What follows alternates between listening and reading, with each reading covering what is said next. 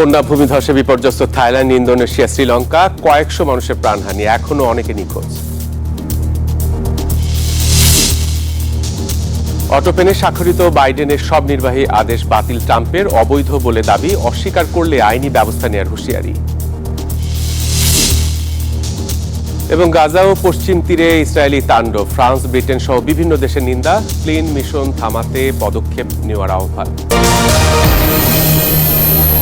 দর্শক, স্বাগত গ্লোবাল টাইমে। বিশ্বের নানা প্রান্তের খবর নিয়ে আপনাদের সঙ্গে আছি আমি সালেজুর চৌধুরী। দেখছিলেন সংবাদ শিরোনাম, এবারে বিস্তারিত। জো বাইডেনের শাসনামলে অটোপেনে স্বাক্ষরিত 92% নির্দেশ এবং নথি বাতিল ঘোষণা করলেন মার্কিন প্রেসিডেন্ট ডোনাল্ড ট্রাম্প। শুক্রবার সোশ্যাল মিডিয়ায় দেওয়া এক পোস্টে তিনি এই দাবি করেন, এসব নথির কোনোটাই বৈধ নয়। পাশাপাশি হুঁশিয়ারি দেন, সাবেক প্রেসিডেন্ট এ কথা অস্বীকার করলে তার বিরুদ্ধে আইনি ব্যবস্থা নেওয়া হবে। ডেমোক্রেটিক পূর্বসূরিদের সঙ্গে, বিশেষ করে জো বাইডেনের সাথে ডোনাল্ড ট্রাম্পের সম্পর্কটা বরাবরই বিদ্বেষপূর্ণ। বিভিন্ন সময় বাইডেনকে তার বয়স নিয়ে বিদ্রূপ করেছেন ট্রাম্প। সাবেক প্রেসিডেন্টের শাসনামলে তার অটো পেন ব্যবহার নিয়েও একাধিকবার ট্রল করেছেন তিনি। এবার জো বাইডেন হোয়াইট হাউসে থাকাকালীন তার জারি করা সব আদেশ বাতিল করলেন ট্রাম্প। তার দাবি, সাবেক প্রেসিডেন্টের অটোপেনে স্বাক্ষরিত নির্বাহী নির্দেশগুলোর কোনোটাই বৈধ নয়। তিনি মনে করেন হোয়াইট হাউসের কর্মীরা ডেমোক্রেট নেতার বেশি বয়সজনিত দুর্বলতাকে কাজে লাগিয়ে নীতিমালা বিষয়ক নথিতে তার অনুমতি ছাড়া স্বাক্ষর করেছেন। সোশ্যাল মিডিয়ায় এক পোস্টে এ বার্তা দেন 79 বছর বয়সী ট্রাম্প। সতর্ক করেন, ডেমোক্রেট দলীয় বাইডেন এই কথা অস্বীকার করলে তার বিরুদ্ধে আইনি ব্যবস্থা নেবেন। তবে গেল জুনে ট্রাম্পের এক কটূক্তির জবাবে জো বাইডেন সাফ জানিয়েছিলেন, প্রেসিডেন্ট থাকাকালীন ক্ষমা, নির্বাহী আদেশ, আইন প্রণয়ন সহ সব বিষয়ে সিদ্ধান্ত তিনি নিজেই নিয়েছিলেন। অটোপেন হলো একটি স্বয়ংক্রিয় স্বাক্ষরকারী যন্ত্র যা বহু বছর ধরে হোয়াইট হাউসে ব্যবহার হয়ে আসছে। অনেক সময় মার্কিন প্রেসিডেন্টকে অনেক নথিতে স্বাক্ষর করতে হয়। একসঙ্গে এত নথিতে স্বাক্ষর করা একজনের পক্ষে সম্ভব হয়ে ওঠে না, তখন অটোপেনে স্বাক্ষর করা হয়।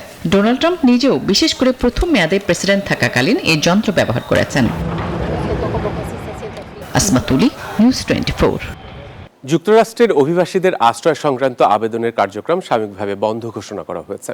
স্থানীয় সময় শুক্রবার মার্কিন নাগরিকত্ব ও অভিবাসন বিভাগের USCIS পরিচালক জোসেফ এডলো এই তথ্য নিশ্চিত করেছেন। 27 নভেম্বর ওয়াশিংটন ডিসিতে ন্যাশনাল গার্ডের 2 সেনাকে গুলি করে আফগানিস্তান থেকে আগত এক অভিবাসী, এতে এক সেনার মৃত্যু হয়। এই ঘটনার পরই দেশটিতে আশ্রয় সংক্রান্ত সিদ্ধান্ত গ্রহণের কার্যক্রম বন্ধের ঘোষণা দেয় মার্কিন প্রশাসন। তার প্রশাসনের কঠোর অবস্থানকে কেন্দ্র করে দেশটিতে নতুন করে বিতর্ক সৃষ্টি হয়েছে।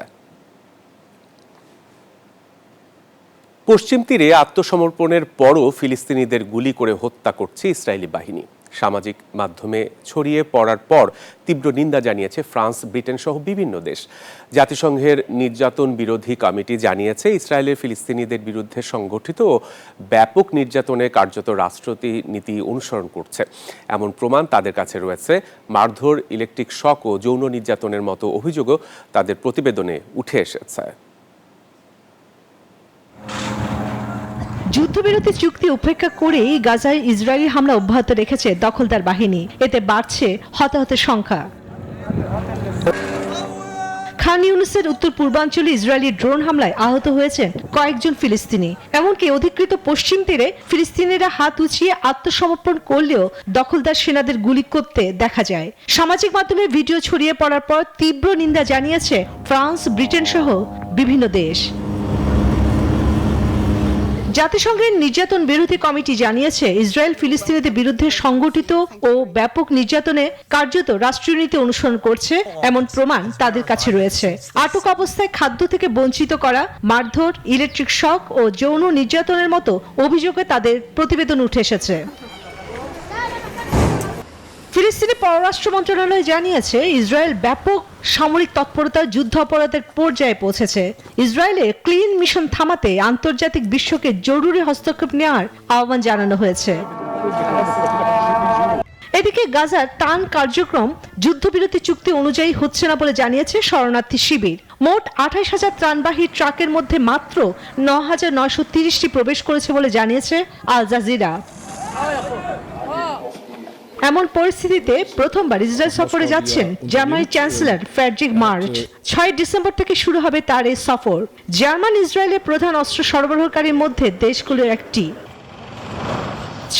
চন্দ্রা, নিউজ 24। ইউক্রেনের রাজধানী কিয়েভে ফের ব্যাপক হামলা চালিয়েছে রাশিয়া। গেল দিনেও শহরটিতে 500 ড্রোন ছুড়েছে মস্কো। পাশাপাশি কয়েক ডজন ক্রুজ ও ব্যালিস্টিক ক্ষেপণাস্ত্র ব্যবহার করেছে রুশ বাহিনী। শুক্রবার রাশিয়ার এমন ড্রোন ও ক্ষেপণাস্ত্র হামলায় কমপক্ষে 3 জন নিহত হওয়ার খবর পাওয়া গেছে। আহত হয়েছেন অন্তত 29 জন। এতে বিদ্যুৎ বিচ্ছিন্ন হয়ে গেছে কিয়েভ শহরের পশ্চিমাংশ। শনিবার এমন দাবি করেছেন ইউক্রেনের পররাষ্ট্রমন্ত্রী। প্রবাসীদের ভোটাধিকার নিশ্চিতে শুরু হলো ডিজিটাল ভোটার নিবন্ধন কার্যক্রমের ব্যাপক সাড়া মিলেছে মালদ্বীপে। অনলাইন ভিত্তিক এই প্রক্রিয়া চালু হওয়ায় দারুণ উৎসাহের সঙ্গে নিবন্ধনে অংশ নিচ্ছেন রেমিটেন্স যোদ্ধারা। দেশটিতে মাত্র 2 দিনেই নিবন্ধন করেছেন 1,500-এর বেশি প্রবাসী বাংলাদেশি। মালদ্বীপ থেকে ইমরান তালুকদারের পাঠানো তথ্যচিত্র নিয়ে দেখুন ডেস্ক রিপোর্ট। বিদেশে থেকেও জাতীয় নির্বাচনে অংশগ্রহণের সুযোগ করে দিতে প্রবাসীদের জন্য মালদ্বীপে জাতীয় পরিচয়পত্র নিবন্ধন এবং ভোটার তালিকাভুক্তির কার্যক্রম চলছে। তবে এনআইডি না থাকায় অনেক প্রবাসী নিবন্ধন করতে পারছেন না। এই পরিস্থিতিতে পাসপোর্ট দিয়ে ভোটার নিবন্ধনের সুযোগ দেওয়ার দাবি জানিয়েছেন তারা। নিবন্ধন করতে গিয়ে যাদের এনআইডি নাই তারা একটু সমস্যা করতেছে। পাসপোর্ট দিয়ে যদি নিবন্ধন করার সুযোগ দেওয়া হতো তাহলে আরো ভালো হতো আর কি। সবাইকে আহ্বান করবো, আপনারা যার যে অবস্থান থেকে মানুষকে সহযোগিতা করুন এবং নিজে ভোট দানে উদ্বুদ্ধ হন, নিজে রেজিস্ট্রেশন সম্পন্ন করুন।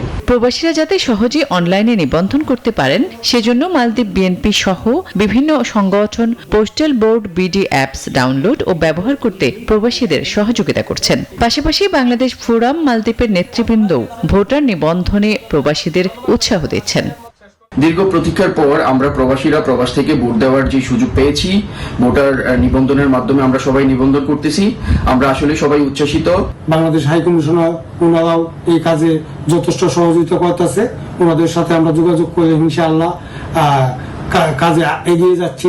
ডিজিটাল ভোটার নিবন্ধন কার্যক্রমকে দেশের গণতান্ত্রিক প্রক্রিয়ায় একটি গুরুত্বপূর্ণ অগ্রগতি হিসেবে দেখছেন মালদ্বীপ প্রবাসীরা। Desk report, news 24। আর এই ছিল আজকের গ্লোবাল টাইমের আয়োজনে। ধন্যবাদ সবাইকে।